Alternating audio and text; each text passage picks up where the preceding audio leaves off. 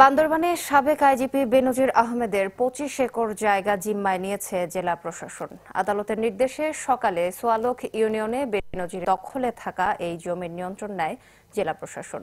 জেলা প্রশাসক শাহ মুজাহিদ উদ্দিনের নেতৃত্বে একটি টিম সেখানে গিয়ে সাইনবোর্ড টাঙিয়ে দেয়।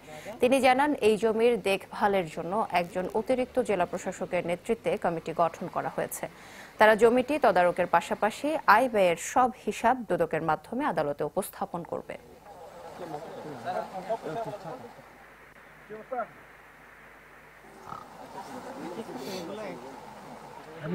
নির্দেশনা মোতাবেক জেলা প্রশাসকের রিসিভার নিয়োগ করেছে। জেলা প্রশাসক একটি কমিটি গঠন করেছে। কমিটি এইটার দেখভাল জেলা প্রশাসক বা রিসিভারের পক্ষে করে থাকবেন। তারা যে আদালতের নির্দেশনা আছে সেই মোতাবেক ২ মাস পর পর যে প্রতিবেদন প্রেরণ এবং আয় ব্যয় হিসাবগুলো সেগুলো এই আদালতকে দুদকের মাধ্যমে আদালতে অবহিত করবেন। নগদের কাছে সব গ্রাহকই প্রিয়, তাই তো সারা দেশে ক্যাশ আউট চার্জ সবচেয়ে কম। দর্শক, এ বিষয়ে আরো বিস্তারিত জানাতে আমাদের সাথে যোগ দিচ্ছেন সহকর্মী ইয়াসিনুল হাকিম। ইয়াসিন।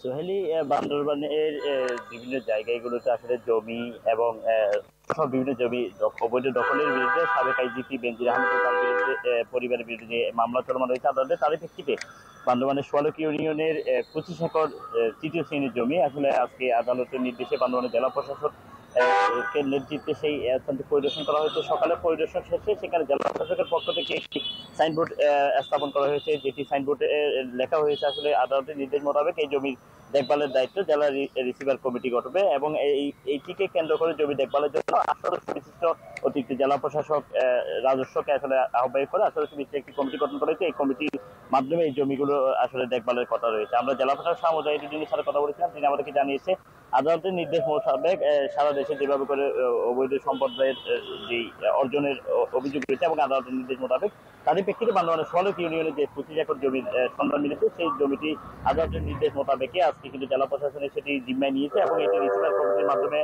এই জমির আয় ব্যয় প্রতি ২ মাস পর পর দুদকের মাধ্যমে উচ্চ আদালতে আসলে এটি প্রতিবেদন দাখিল করা হবে। পাশাপাশি এই যে জমিটি আসলে দখলকৃত রয়েছিল, এর পাশাপাশি মানুষের যে বুক দখলীয় জমিগুলো ছিল সবগুলোতে আসলে জেলা প্রশাসন জিম্মায় নিয়েছে এবং তাদের যে জমি কটে সহ পুকুর এবং বিভিন্ন যে জমি স্থাবর সম্পদ আছে সেগুলো ক্রয় বিক্রয় এবং স্থানান্তরে সম্পূর্ণরূপে আদালতের নির্দেশ অমান্যকারীদেরকে তাদের ব্যবস্থা নেবে এবং পাশাপাশি এই সাইনবোর্ডের মাধ্যমে প্রত্যেকটি জিনিস আসলে উল্লেখ করা হয়েছে এবং এটি আজ থেকে জেলা প্রশাসনের জিম্মে থাকবে এবং রিসিভার কমিটি যে ৮ সদস্য বিশিষ্ট কমিটি করা হয়েছে সেই কমিটি এটির আয় ব্যয় হিসাব আগামী ২ মাস পর পরে আসলে আদালতের দুদকের মাধ্যমে সেটি তাদের প্রতিবেদন পেশ করবে।